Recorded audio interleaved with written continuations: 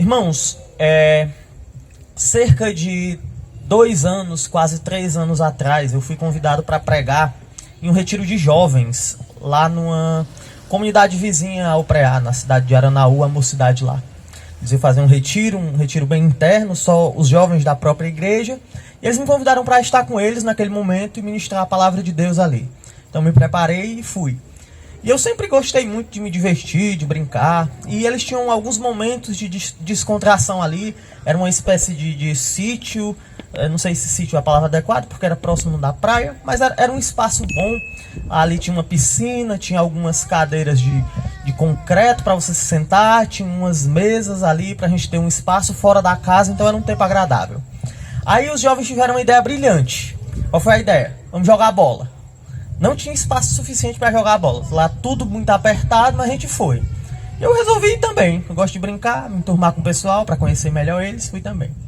Fui jogar a bola, mas o pessoal lá, e tinha um rapaz. Foi também jogar com a gente. O rapaz era mais ou menos dessa altura. Dava uns 3 de mim na época. E ele era um rapaz que vocês que já jogaram futebol têm uma noção. Era um rapaz que gostava de jogar muito com o corpo. Ele jogava me empurrando e eu empurrava ele também. Não vou perder não. Ele era maior do que eu, mas eu encarei o desafio. Então a gente foi lá, brincando, até que chegou um momento em que a bola foi pra frente e estávamos nós dois ali, ombro com ombro, e ele chutou a bola. Quando ele chutou a bola, ele se desequilibrou e derrubou um dos bancos de concreto com a cabeça dele. Aí eu, meu Deus. Ele caiu no chão desacordado, com os olhos abertos.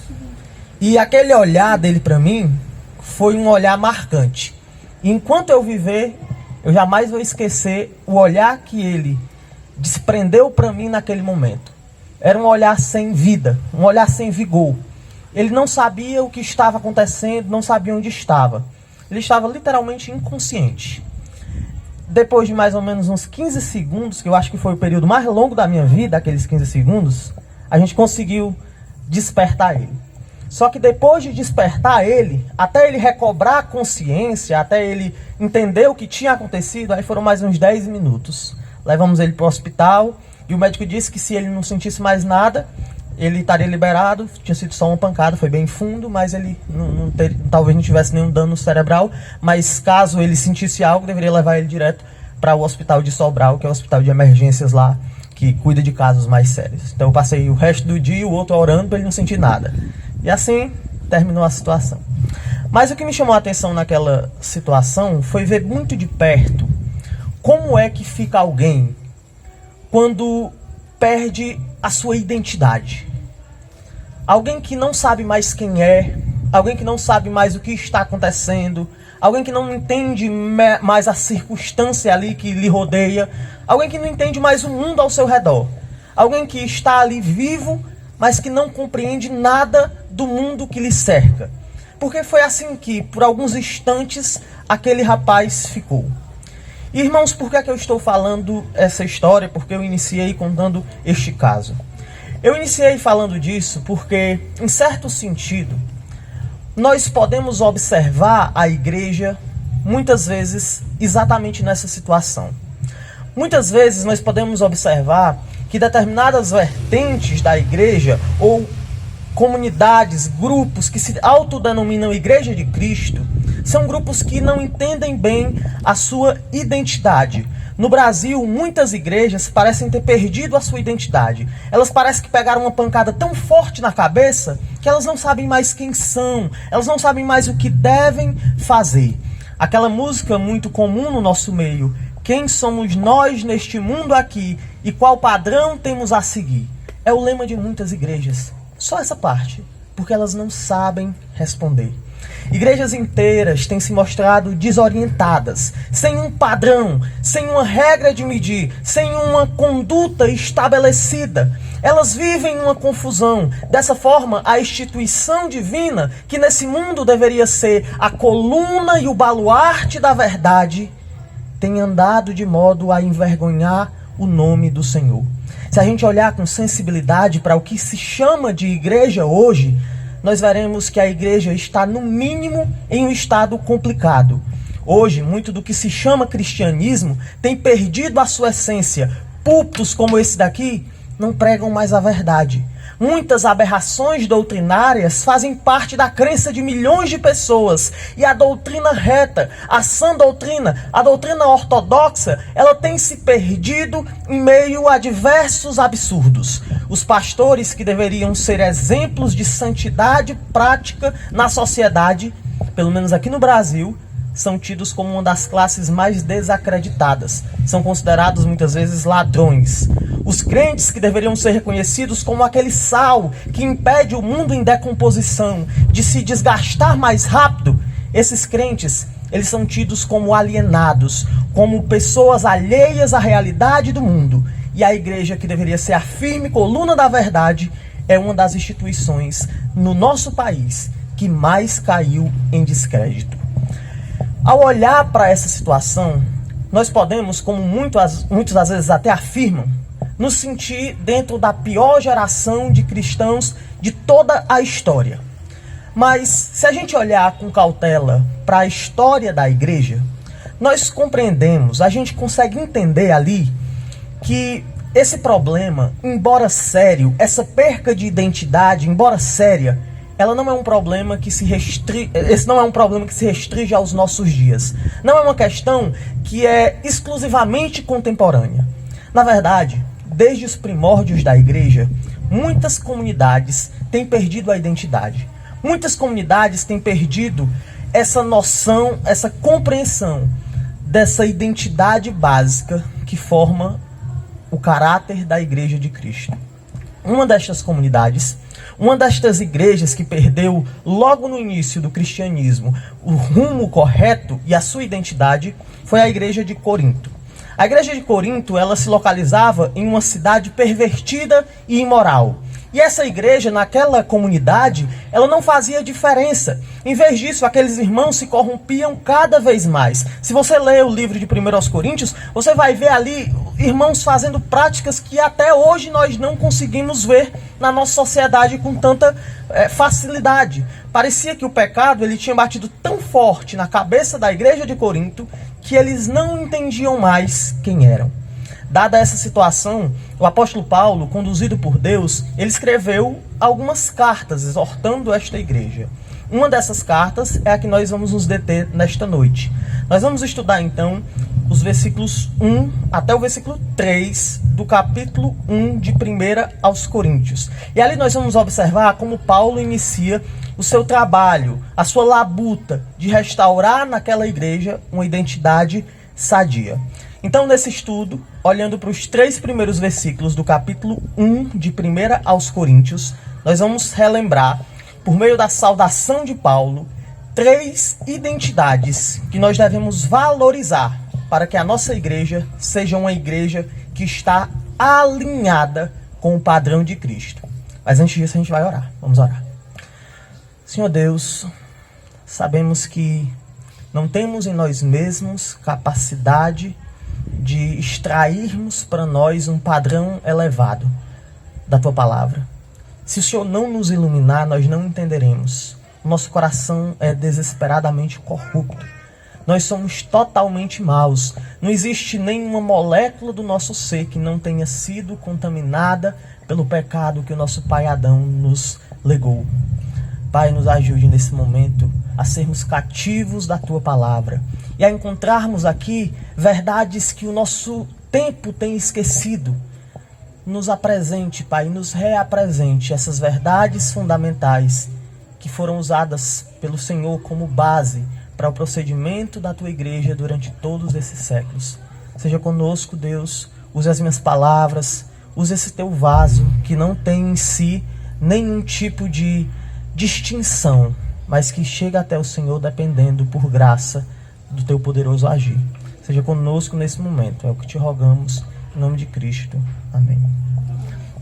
Muito bem, irmãos. Nesse estudo nós observaremos 3 identidades que nós devemos valorizar para que a nossa igreja e para que qualquer igreja que queira estar alinhada com o padrão de Deus consiga fazer isso. Então observaremos 3 identidades que esse texto vai nos revelar que qualquer igreja que queira estar alinhada com o padrão de Cristo deve valorizar. E a primeira dessas identidades a gente pode encontrar no versículo 1 1 aos Coríntios, capítulo 1, versículo 1.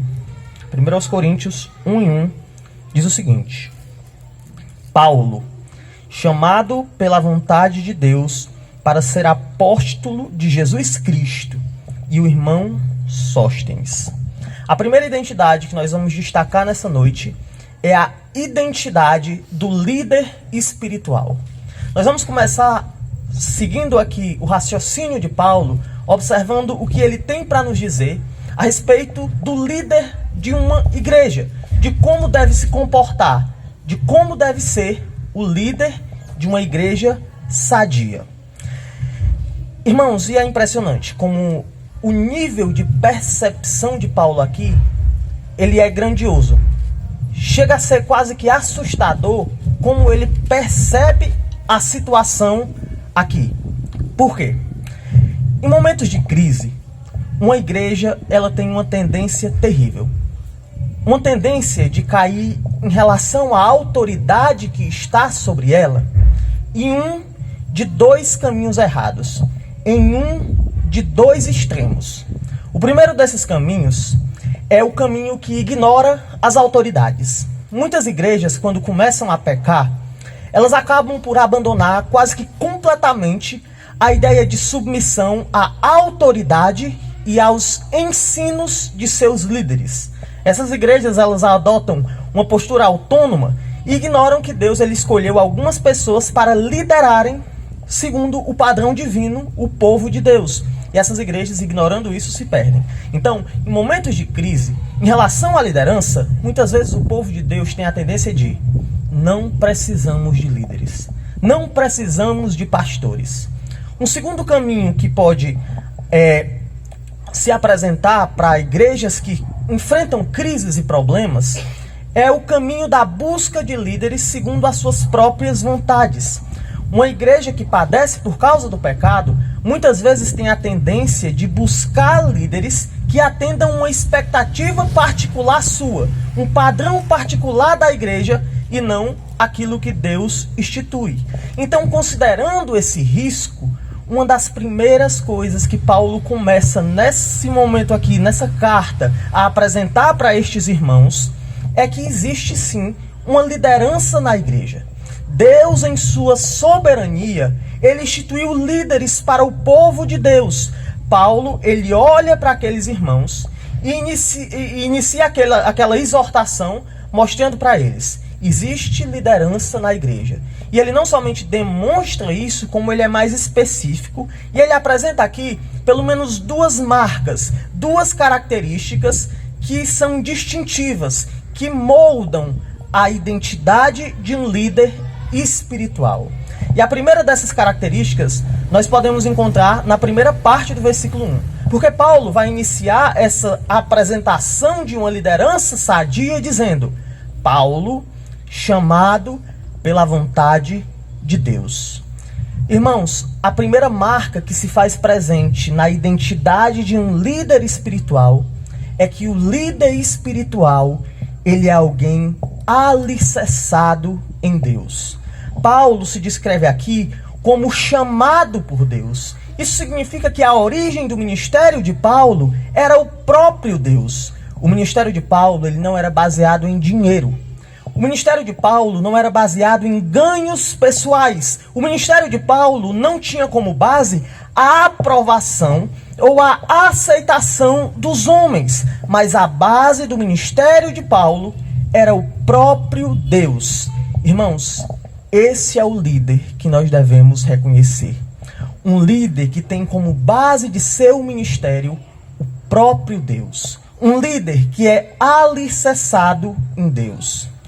Essa mensagem para a igreja de Corinto, ela não podia ser mais atual.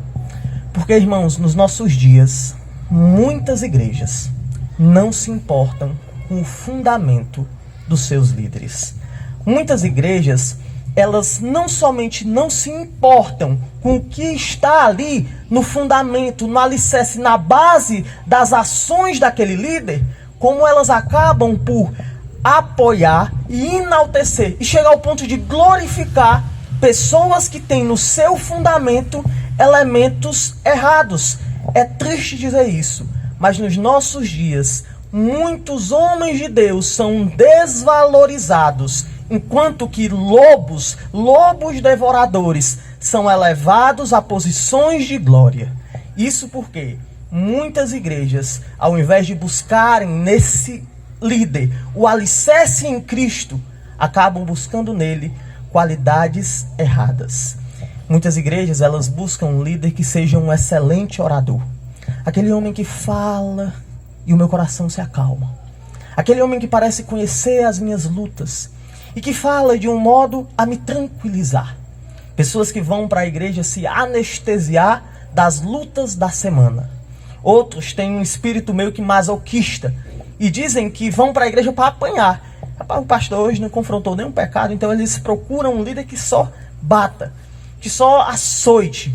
Outros vão com a expectativa de serem motivados para a continuação na sua vida na sociedade. Eu vou para a igreja porque o pastor vai dizer que eu vou ser abençoado. O pastor vai dizer que Deus tem algo para mim. Irmão, se eu começasse a dizer aqui, Deus tem algo preparado para você. Deus vai lhe dar algo. Deus está preparando algo para você. Tem algo reservado para você. Talvez você ia começar a se animar, você ia ficar feliz. Muitas pessoas fazem isso. Muitas igrejas, elas buscam experiência em seus líderes. Eu conheço igrejas que jamais teriam um pastor com menos de 40 ou 50 anos na sua liderança, porque elas querem um líder experiente. E aí, quando esse líder começa a resolver os problemas com experiência e não com a palavra de Deus, essas igrejas enfrentam problemas. Outras pessoas querem líderes que sejam, antes de tudo, populares, líderes que aglomerem multidões ao seu redor. Algumas igrejas querem líderes que sejam pregadores, eloquentes ou mesmo mestres sábios. Todas essas igrejas têm sofrido, têm perdido o foco, porque uma igreja verdadeira, uma igreja bíblica, antes dela olhar para a maneira como ele prega, antes dela olhar para a maneira como ele faz isso ou aquilo, ela vai olhar para a base do líder. Ela vai olhar para o coração do líder. E ela vai olhar se aquele homem que fala é ou não um homem de Deus. Uma igreja saudável, uma igreja madura, é uma igreja que se enquadra no padrão de Deus. Deus deixou líderes no mundo. Deus deixou líderes, Deus instituiu, Deus capacitou, Deus deu dons a alguns homens para que eles pudessem liderar a igreja. Mas uma característica distintiva que Deus colocou em todos que Ele quer que lidere é que estes têm no próprio Deus o seu alicerce. Irmãos, no próximo ano eu estarei pastoreando aqui. E pode ser que eu traga as melhores pregações. Pode ser que eu traga estudos em que você vai entender absolutamente tudo. Pode ser que eu se torne seu melhor amigo. Pode ser que eu lhe dê um conselho tão precioso que vai salvar o seu casamento. Pode ser que a gente tenha uma conversa e que nessa conversa você descubra pontos em comuns que vai fazer você me amar muito.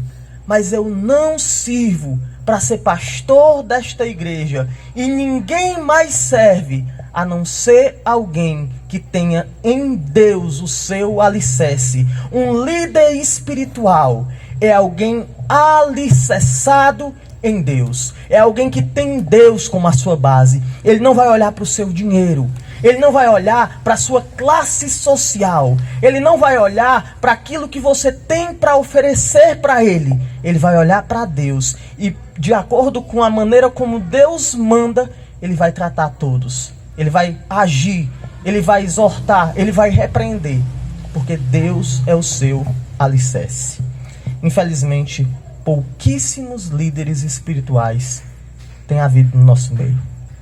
Tem uma cidade que é vizinha a Cruz, que é, o Preá é uma localidade de Cruz. Dizem que o vice-prefeito dessa cidade, ele estava à beira da morte. Estando à beira da morte, ele chamou 2 sacerdotes para estar junto dele.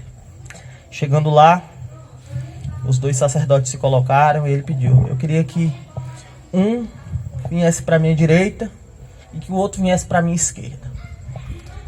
Aí os sacerdotes obedeceram, começaram a conversar com ele, ele ouviu. No fim da conversa ele disse: eu não chamei vocês aqui para me aconselhar com vocês. Eu não chamei vocês aqui para que eu pudesse receber nada de vocês. E eles perguntaram: então por que foi que você nos chamou aqui? chamei vocês aqui, vocês dois, porque eu queria morrer igual Jesus. Ele, como assim? Eles, como assim? Eu queria morrer no meio de 2 ladrão. Ele falou exatamente isso para aqueles homens, e aqueles homens foram embora muito tristes. Irmão, se você chegar aí na rua e falar que tá com um pastor, as pessoas talvez vão querer esconder a carteira, o bolso, não tem medo. Porque a imagem que a nossa sociedade tem hoje é de pessoas que não têm Deus como seu alicerce.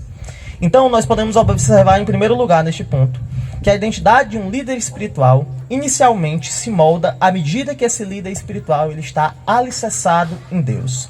Mas Paulo continua e nos dá uma segunda característica que compõe a identidade de um líder espiritual.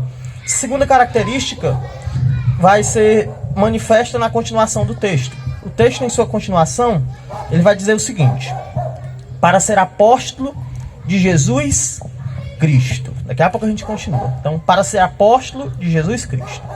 A identidade do líder espiritual tem marcas. Em primeiro lugar, vimos que um líder espiritual ele é alguém alicerçado em Deus. E a partir desse texto, nós podemos concluir que um líder espiritual é, em segundo lugar, alguém que depende de outros. O que vemos inicialmente é Paulo dizendo que foi chamado por Deus, mas ele foi chamado por Deus para um propósito, e esse propósito era o apostolado. Paulo foi chamado por Deus para ser um apóstolo, mas Paulo não queria ser uma autoridade ou não queria se declarar como uma autoridade independente pelo fato de ele ter sido chamado para ser um apóstolo. Ele não queria ser o manda-chuva, o bam-bam-bam. Paulo diz que ele é um apóstolo, mas que ele é um apóstolo de Cristo. Ou seja, ele foi chamado para ser um servo, para ser alguém que é enviado e que só tem a autoridade porque a sua autoridade ela vem de alguém maior. Paulo, ele não vivia uma vida autônoma, ele não confiava na autoridade que Deus lhe legou como se ele fosse o tal, mas ele entendia que ele só era alguém ou alguma coisa por causa de Cristo. Um líder de caráter aprovado é um líder que vive uma vida em dependência de Cristo. Ele não é suficiente, Cristo é. A palavra dele não é suficiente, a de Cristo é. As ações dele não são suficientes, só as ações de Cristo é que são. E um líder de verdade, ele não vai desenvolver um ministério de modo que tudo seja uma seta que converge nele, que tudo seja uma grande seta apontando para ele. Mas ele vai entender que existe um Deus e que ele próprio é uma seta que aponta para Cristo. Nunca confie em um líder que acha que sozinho pode suprir todas as necessidades da igreja. Um líder verdadeiro é um líder que depende de Deus.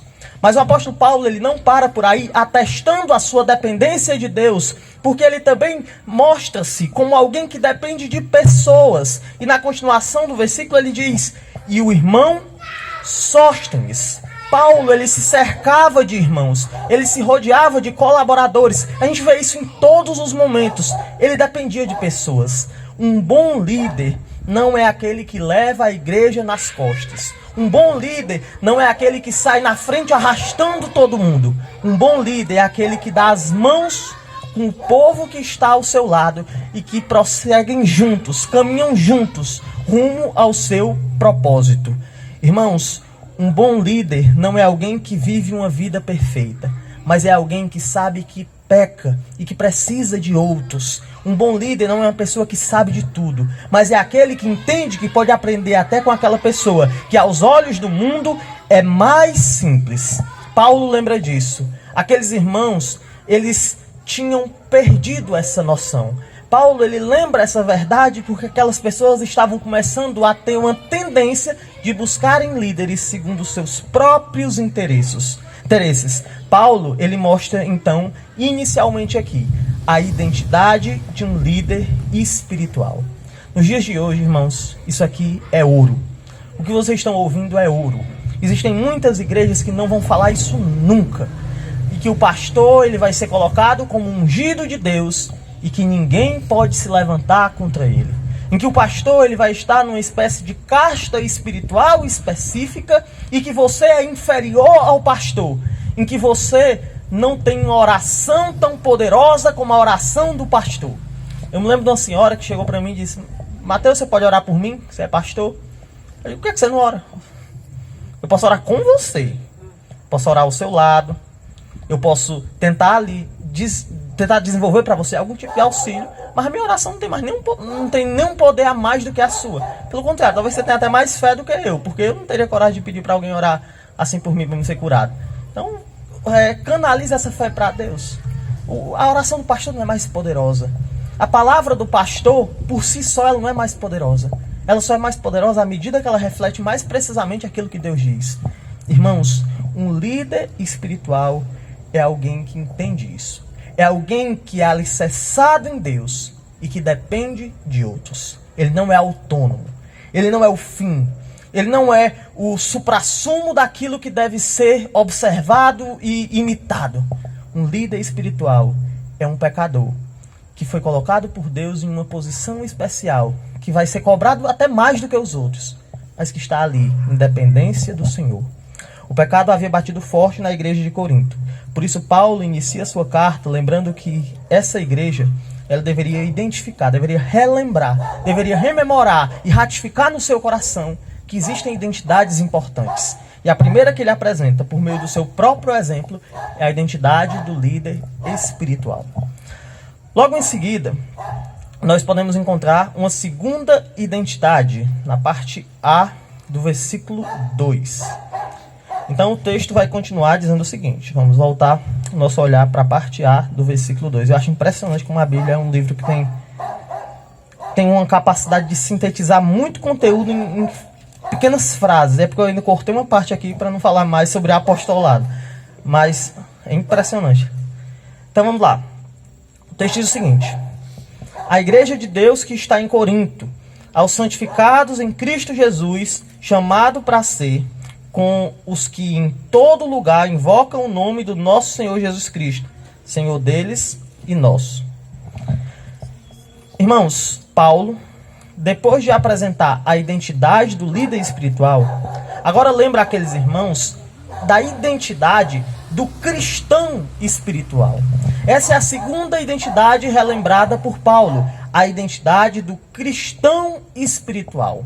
A semelhança do líder, Paulo apresenta aqui duas características que moldam ou que se fazem presentes na vida de um cristão espiritual, na vida de alguém que, como cristão, vai buscar seguir os padrões de Cristo.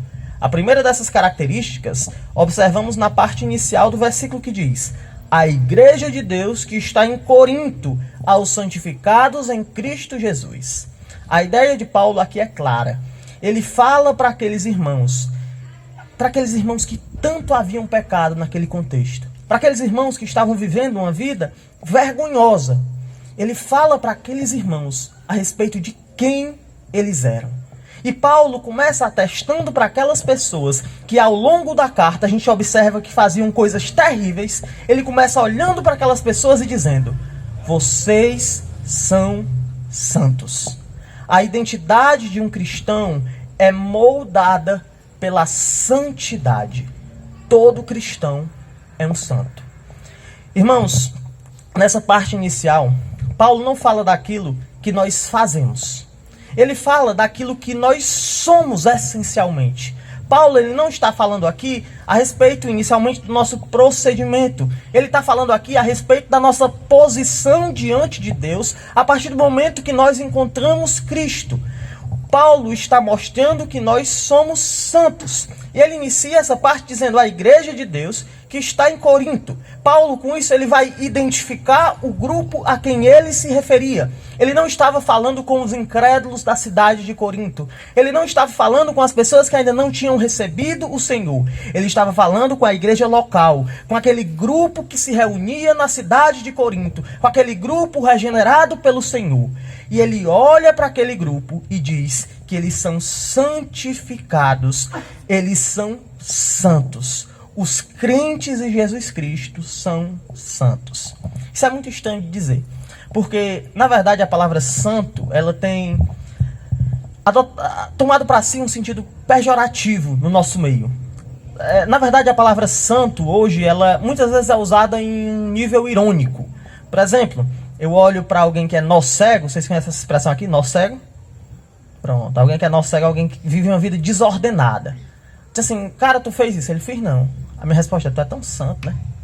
Porque santo para nós muitas vezes é um estágio inalcançável, e a gente coloca esse estágio que é tão inalcançável em cima de pessoas que estão nos piores níveis. Porque para nós, alguém que é justo, ser chamado de santo não é algo digno. Então, já que é algo tão elevado, eu vou colocar em cima dos piores para mostrar o contraste desta condição com a vida que ele leva. Então, essa estranheza, infelizmente, ela é fruto de uma herança que nós recebemos do meio católico.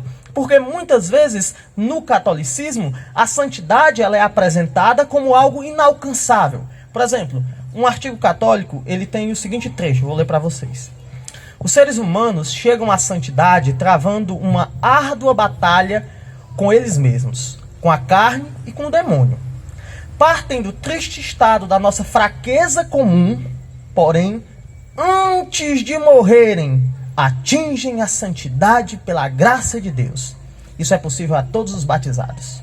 A mentalidade católica, ela impregnou na nossa mente esta noção de que para você ser santo, você tem que fazer parte de um grupo seleto, mesmo entre aqueles que já creram em Cristo. Ser santo não é para qualquer um. Mas o que Paulo faz aqui é desconstruir essa ideia. Ele mostra que todo crente é um santo. Todo crente, ele é colocado em uma posição de santidade. Mas antes de a gente ficar orgulhoso, chegando dizendo para os nossos amigos na próxima semana que a gente é muito santo, que a gente tem que respeitar a gente, tem que tirar as sandálias para se aproximar da gente, a gente deve entender bem como isso funciona. Aconteceu assim. Deus, ele viu eu e você sujos, imundos, numa situação terrível. Mas mesmo nos vendo naquela situação, ele morreu por nós. E quando ele morreu por cada um de nós, ele nos purificou com seu sangue. Ele cobriu a nossa injustiça. E desse modo, nós não somos santos por nossos próprios méritos, mas nós somos santos porque nós herdamos uma santidade de Cristo. Quando Deus olha para você, depois que você crê, Ele não vê o seu amontoado de pecados, Ele não vê os seus crimes de sangue. Quando Deus olha para você, depois que você crê em Cristo, Ele não vê os seus pensamentos lascivos, Ele não vê as suas atitudes perversas. Mas Deus olha para você a partir do momento em que você crê em Cristo e Ele vê a justiça do Filho de Deus que veio a este mundo e que padeceu numa cruz. Por essa razão, quando Deus olha para cada um de nós, Ele não vê a nossa imundícia particular, Ele não vê a nossa própria degradação, Ele vê a santidade de Cristo. Por essa razão, Ele olha para nós e diz que nós somos santos. Paulo mostra àquela igreja o valor que ela tem. Irmãos, quando o pecado bate forte, muitas vezes a gente esquece desse valor. Muitas vezes nós pecamos, nós nos deleitamos no pecado, nós fazemos do pecado a nossa fonte de prazer e nós nos esquecemos de que ao fazermos isso, nós estamos menosprezando o valor que temos.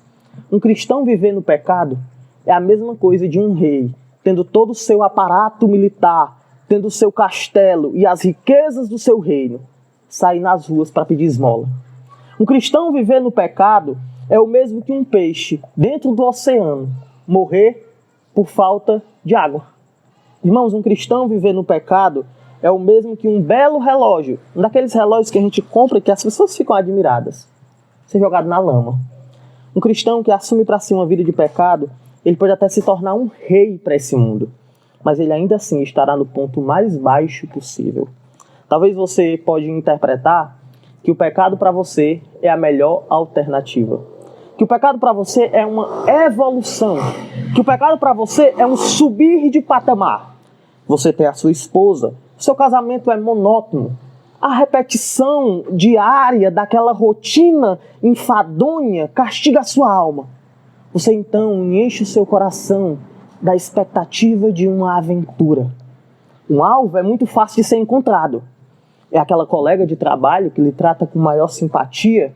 É aquela pessoa que mandou aquela mensagem escondida no meio da noite nas redes sociais. É aquele ex-amor pelo qual você durante um tempo ainda nutriu uma certa esperança. É aquela pessoa que você olhou para ela e você recebeu uma atenção especial. Nesse momento você pensa, como seria melhor sair dessa rotina e entrar nos átrios dos prazeres proibidos? Talvez você pense, como eu ganho pouco, eu trabalho e falto me matar, eu sofro, eu me martirizo e ninguém me valoriza. Se ninguém estiver vendo, eu poderia pegar um prêmio para o meu esforço, já que ele não é me dado. Eu poderia desviar algo que é meu por direito. Eu poderia roubar. Talvez você olhe para a vida de alguém e você olha para a sua própria vida.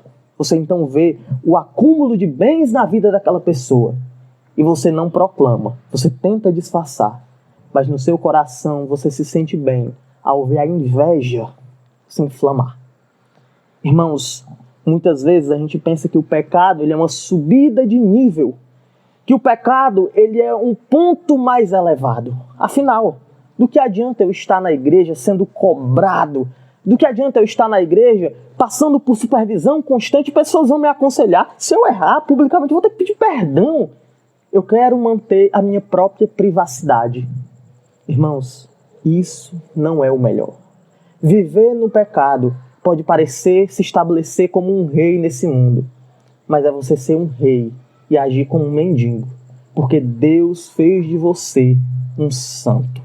Quando um cristão assume para si a vida de pecado, ele pode até se tornar rei, mas ainda assim ele estará no ponto mais baixo possível. Paulo fala isso. Ele fala que você não é qualquer pessoa.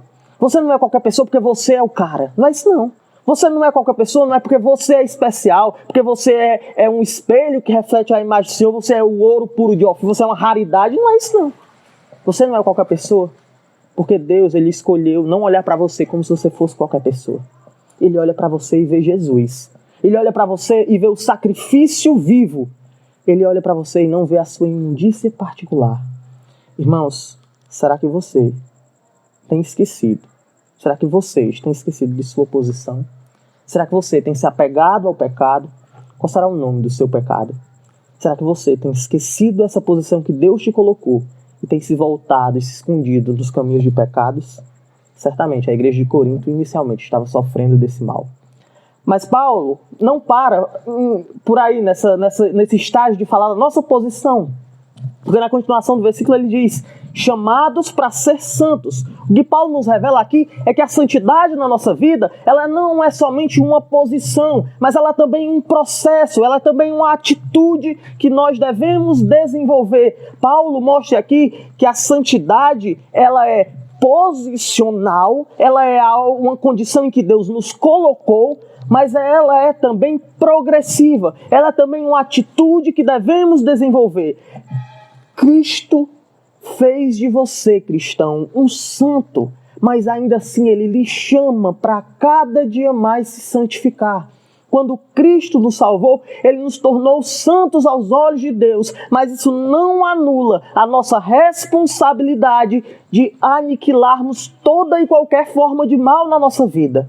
O mundo, ele tem que ver a santidade da igreja. O mundo tem que ver o brilho da beleza do povo de Deus agindo nesse mundo. O mundo tem que ver a nossa conduta diferente. O cristão é um santo, mas ele deve ser santo. Em outras palavras, um cristão é separado do mal, mas ele deve se separar do mal. Como um gato que não se sente bem na lama, um cristão não pode se sentir bem no pecado. Como para um pássaro é natural voar, para um cristão é natural buscar a santidade. Mas a igreja de Corinto tinha recebido pancadas tão fortes que ela estava sendo impedida de compreender essa verdade. Mas essa não é a única marca que molda a identidade de um cristão. Ainda podemos encontrar uma segunda marca no fim do versículo. O texto vai dizer, com os que em todo lugar invocam o nome do nosso Senhor Jesus Cristo, Senhor deles e nosso. Paulo aqui revela em segundo lugar que além de ser santo, essa é a primeira marca de um cristão espiritual, ele é alguém santo. Além de ser santo, um cristão espiritual é parte de um corpo. Essa ênfase de Paulo é muito importante, porque quando a igreja sofre um golpe importante, um golpe poderoso do pecado, ela tende a se fragmentar, a se esfarelar, a se desestruturar, a se destruir, a se desmembrar. Dessa forma, muitas igrejas, em momentos de crise, têm uma tendência de começarem a travar guerras internas. São os velhos contra os jovens, são as mulheres contra os homens, são a liderança contra os liderados, são um grupo tal, da família tal, contra a outra família ali. Uma batalha começa e a igreja se divide. Mas o que Paulo está enfatizando aqui é que nós somos parte de algo maior. Porque Deus, ele levantou um povo, ele levantou soldados para batalharem contra as forças do mal nesse mundo. Deus, ele levantou uma nação santa e nós fazemos parte dessa nação. Irmãos, pessoas aqui ao se converterem foram abandonadas por suas famílias, certamente. Talvez pelos amigos, talvez pelos amores, mas a verdade é que Deus não fez da vida cristã uma jornada solitária.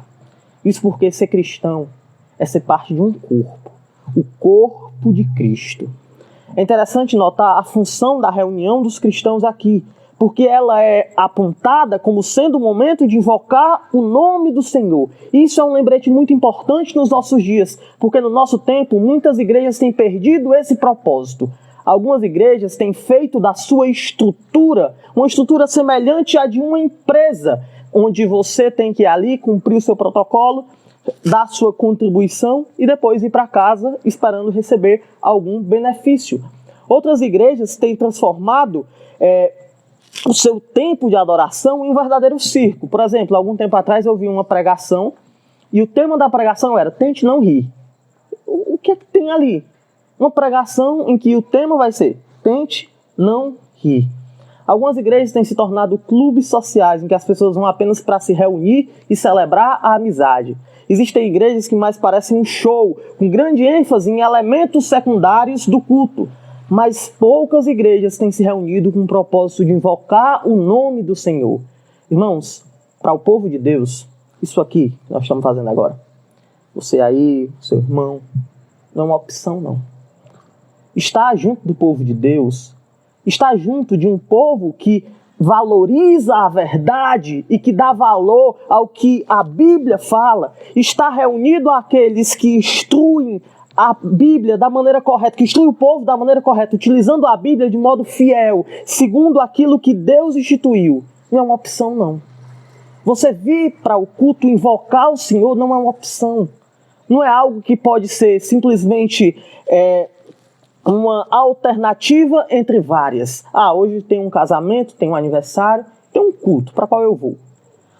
Essa semana eu vou para o culto, qual dia? Tal, tal e tal. Irmãos, Deus fez o seu povo para juntos invocarem o nome do Senhor. E eu lhe pergunto, como invocaremos juntos se não estivermos próximos? Irmãos, existe um nível de comprometimento que é necessário. Não é assistir o culto, não é vir aqui, sentar e sair sem nenhum tipo de relacionamento, sem nenhum tipo de aprofundamento. Deus, ele não fez o seu povo, ele não desenvolveu a igreja para ser um ponto de reunião em que pessoas diferentes chegam e saem.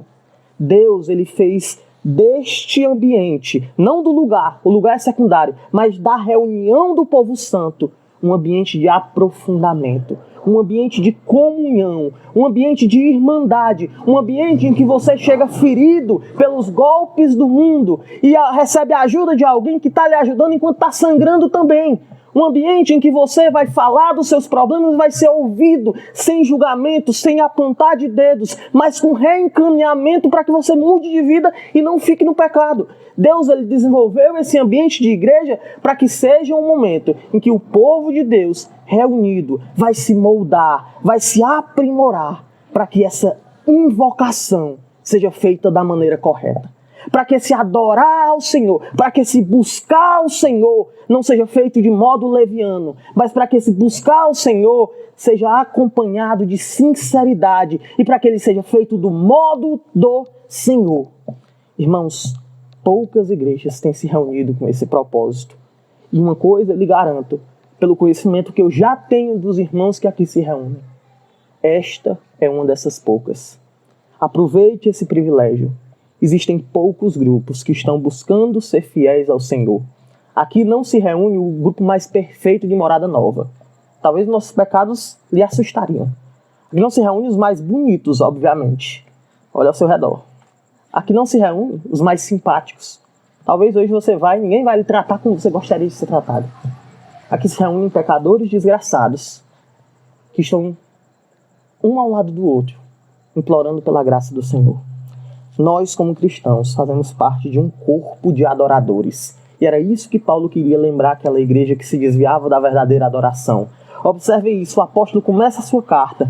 Em primeiro lugar, ele mostra a identidade de um líder espiritual. Em segundo lugar, ele mostra a identidade de um cristão espiritual, atestando que esse cristão é santo, mas que não somente ele é santo, mas que ele é parte de um corpo, ele é parte de um todo. A vida cristã não é uma jornada individualista no mundo. A vida cristã é um ambiente coletivo de adoração, porque foi assim que Deus desenvolveu. Mas ainda existe uma terceira, última e mais importante identidade que eles deveriam relembrar. Essa identidade encontramos no versículo de número 3. Vamos para o último versículo que estudaremos essa noite. 1 Coríntios, capítulo 1, versículo 3.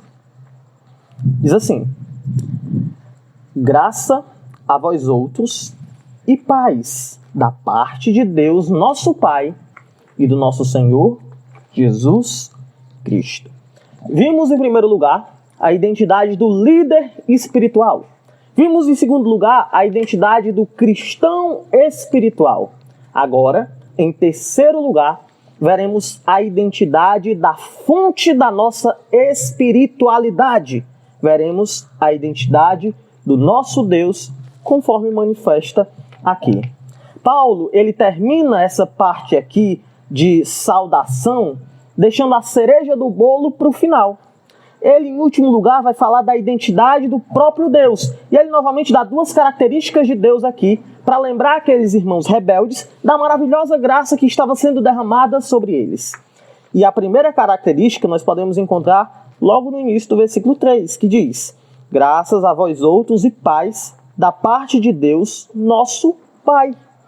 Paulo inicia este momento final dessa saudação, enfatizando para aqueles irmãos um elemento da identidade de Deus. Este elemento é: Deus é nosso Pai. Irmãos, essa informação ela é maravilhosa. O Deus do cristianismo verdadeiro, ele não é um Deus estranho. Ele não é alguém estranho a nós. Ele não é um Deus que está no seu trono soberano, indiferente às nossas necessidades. O Deus do cristianismo não é um Deus que considera qualquer elemento de nossa vida como pequeno demais para a sua grandeza. O Deus a quem servimos é um Deus que olha para mim, para você que creu, de modo particular e nos chama de filhos. Irmãos, essas informações são muito importantes para aqueles irmãos. Isso porque ela nos mostra, essas informações elas nos mostram como a nossa fé ela é ligada ao nosso coração. Deus, ele não está lá no céu com um manual, com um livro de regras, só impondo para você: faça isso, não faça isso. Haja assim, não haja assim. Seja dessa forma, não seja assim. O Deus da Bíblia é um Deus que se relaciona. É um Deus que enxerga a nossa dor. O Deus da Bíblia é um Deus que se importa comigo e com você. O Deus da Bíblia é o Deus que vê as lágrimas das esposas que choram em face da brutalidade de seus maridos. O Deus da Bíblia é o Deus que vê homens chorando em face da pressão esmagadora que o cotidiano impõe. O Deus da Bíblia é o Deus que enxerga a doença quando ela ainda está se formando no nosso corpo. E é um Deus que é capaz de nos preencher de uma paz que excede todo o entendimento quando essa doença chegar. O Deus da Bíblia é aquele que nos abraça quando a gente perde os nossos queridos. Existe um versículo que diz que Preciosa é aos olhos do Senhor a morte dos seus santos, a morte daqueles que o temem. Eu gosto muito desse versículo, lá nos Salmos, porque a ideia de precioso é a ideia de algo pesaroso. É a ideia de algo doloroso. Quando um crente morre, Deus ele não faz uma festa, mas ele chora por ver o efeito máximo do pecado se aplicando na vida de um dos seus. Quando ele viu o seu amigo Lázaro morto, o próprio Cristo chorou. Irmãos, Cristo chora conosco nossas dores. Ele não é alguém indiferente. Ele entende o peso da nossa tentação, porque ele passou por isso na terra. Mas ele pode também nos dar esperança, porque ele venceu. Irmãos, Deus, ele não é um severo juiz pronto para nos destruir em todos os momentos. Deus não é alguém apontando a espada da justiça em todos os momentos. Deus, ele é um pai que desenvolve um relacionamento e que um dia coroará esse relacionamento com um abraço quando chegarmos na glória. À medida que os crentes de Corinto pecavam, eles não estavam só trazendo prejuízo para si mesmos, eles não estavam somente trazendo destruição para suas próprias vidas, eles estavam destruindo o seu pai.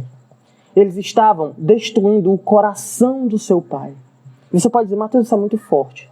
A Bíblia diz que o pecado entristece o Espírito Santo. Irmãos, Deus é um Deus amoroso. Ele é um Deus cuidador. E ele chamava aqueles cristãos, mesmo em face da desobediência deles, de filhos. O fato de Deus chamar aqueles cristãos de filhos também dava a eles uma excelente prova de amor.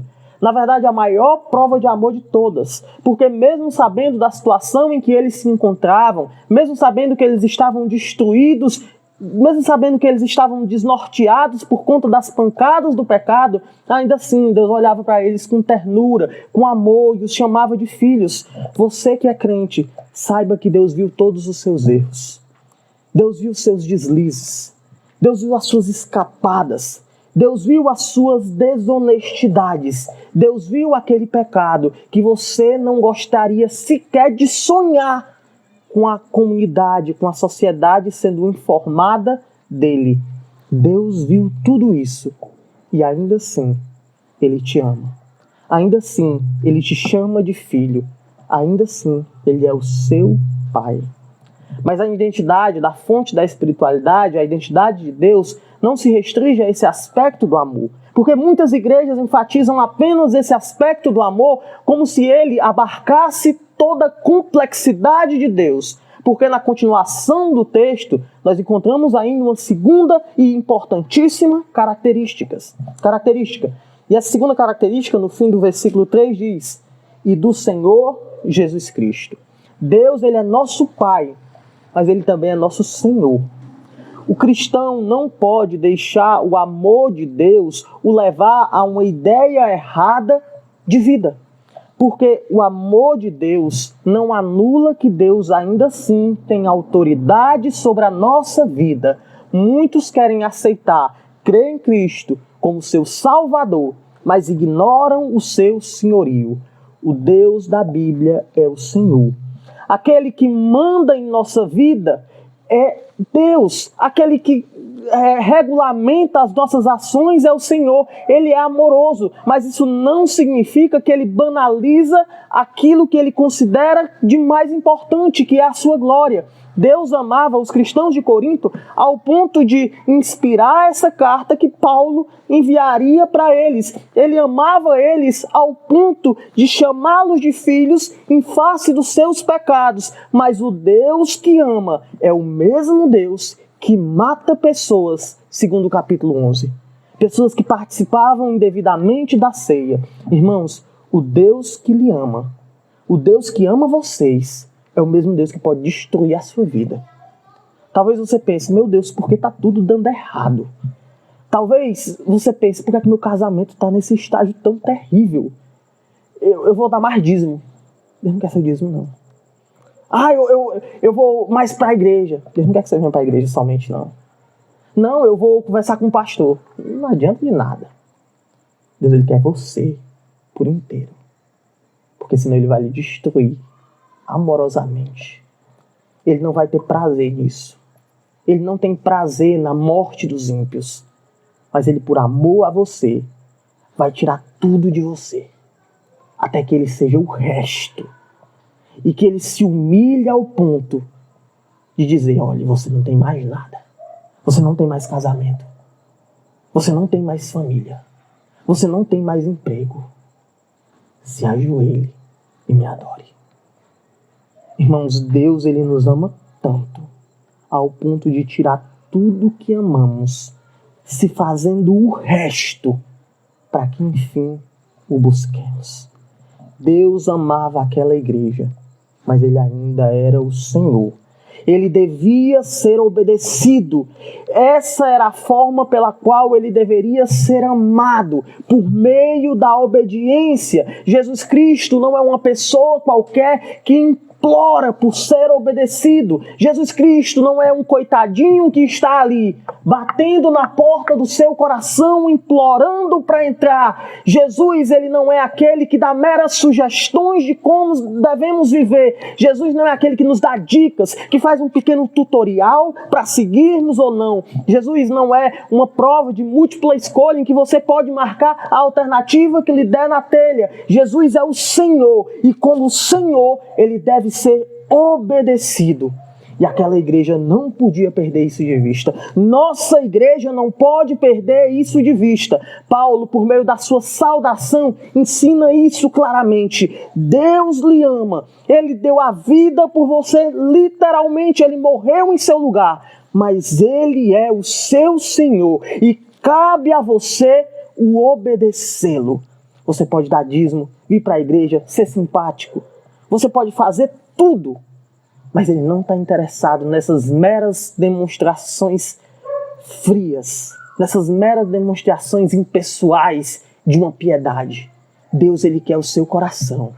Ele quer ver você ajoelhado de joelhos, em lágrimas, dizendo: Senhor, me perdoe. Deus, ele quer ver uma oração sincera saindo dos seus lábios. Ele quer ver uma leitura bíblica feita com desejo de aprender. Deus, ele é o Senhor. Paulo, por meio da sua saudação, ensina àquela igreja verdades que o pecado estava escondendo dela. Ele reapresenta para aquela igreja 3 identidades, para lembrar aqueles irmãos o que significa ser uma igreja.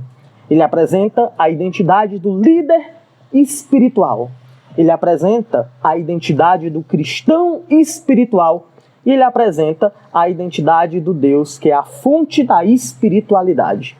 Lembrando dessas 3 identidades, aquela igreja poderia deixar o pecado, ou começar a deixar o pecado, e alcançar, enfim, um status de maturidade.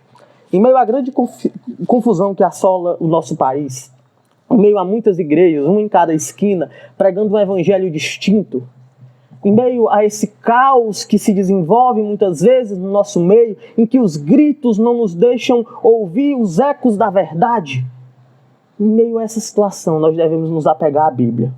Nós devemos apoiar líderes espirituais. Nós devemos desenvolver um comportamento digno de cristãos espirituais. E a cada dia, nós devemos nos apegar mais e mais ao nosso Senhor e Pai, que é a fonte de toda genuína e boa espiritualidade. Que Deus nos abençoe a não sermos uma igreja como o nosso tempo tem tornado comum ser. Quem somos nós desse mundo aqui? Qual padrão nós temos a seguir? Nós somos o povo de Deus, que tem líderes espirituais, que vive de um modo espiritual, que baseia-se completamente na fonte da espiritualidade, que é o nosso Deus, o nosso Pai, o nosso Senhor. Amém? Amém. Pois vamos orar. Senhor Deus, muito obrigado por Tua palavra, que é tão grandiosa. Muito obrigado por Teu amor, que nos constrange. Pai, nos perdoe pelas vezes que não nos submetemos de modo adequado ao Teu senhorio. Que a Igreja Bíblica de Morada Nova entenda essas verdades. Abençoe a mim, Pai, que o Senhor tem colocado em uma posição de liderança. Que eu não venha a ser um opressor, que eu não venha a ser alguém que trabalha relaxadamente, mas que eu venha ser um líder espiritual à medida que o Senhor me conceder. Abençoe, Pai, os irmãos, para que eles venham a desenvolver uma conduta de um cristão espiritual, alguém que é santo, alguém que é parte de um corpo. Pai, abençoe também nós como um todo, para que a cada dia a gente venhamos a nos apropriar desse amor tão grande que é dispensado pela nossa filiação ao Senhor. Abençoe-nos, Pai, para que venhamos a cada dia a demonstrar para o mundo que não somos um rebanho sem pastoreio, que não vivemos aleatoriamente baseados em nossas próprias vontades, mas que temos um Senhor, um Rei, que nos comprou e que por isso pode ser o nosso mestre. Nos ajude, Pai, na continuação dessa semana, para que venhamos a refletir de um modo acertado naquilo que ouvimos aqui. Se os irmãos revisitarem esse texto, dê para eles mais conhecimentos enriquecedores da Tua Palavra. Abençoe, Pai, aquele que talvez chegou aqui desordenado em relação ao que vimos nessa noite, com uma convicção diferente da que foi apresentada aqui, para que ele venha a ser persuadido pela Tua Palavra e para que ele venha a desenvolver um relacionamento correto e realinhar a visão dele com a Tua visão. Pai, abençoe esse momento de comunhão após o culto. Muito obrigado por tudo que o Senhor tem feito em nosso favor. Em nome de Jesus Cristo. Amém. Quem somos nós neste mundo aqui? E qual padrão temos a seguir? Nós somos servos do eterno Deus, que por sua graça nos escolheu. Fiéis sejamos a Jesus, idôneos para transmitir sua luz. Devemos, pois, nos fortificar na graça que em Cristo